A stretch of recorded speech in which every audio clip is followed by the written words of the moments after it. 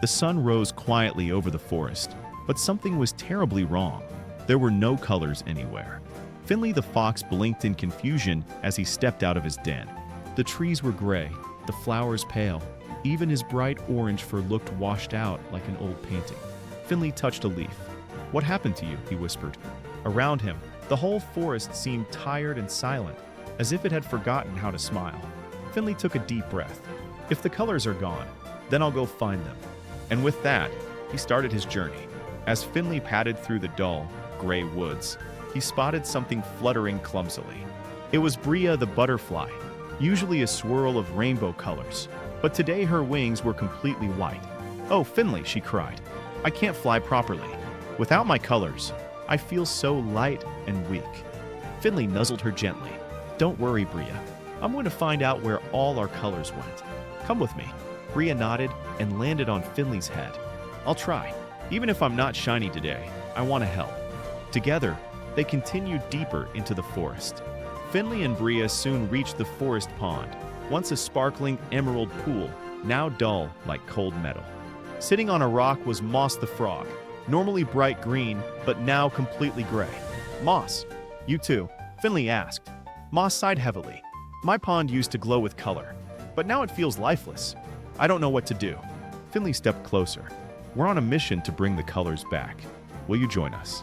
Moss's eyes brightened just a little. "Yes, color or no color, friends stick together." And now, with Bria fluttering weakly and Moss hopping carefully beside him, Finley led his friends deeper into the unknown. They reached the deepest part of the forest, a place usually bursting with glowing flowers and magical hues. But today, it was the dullest place of all. In the center stood an ancient tree with its bark faded and leaves pale.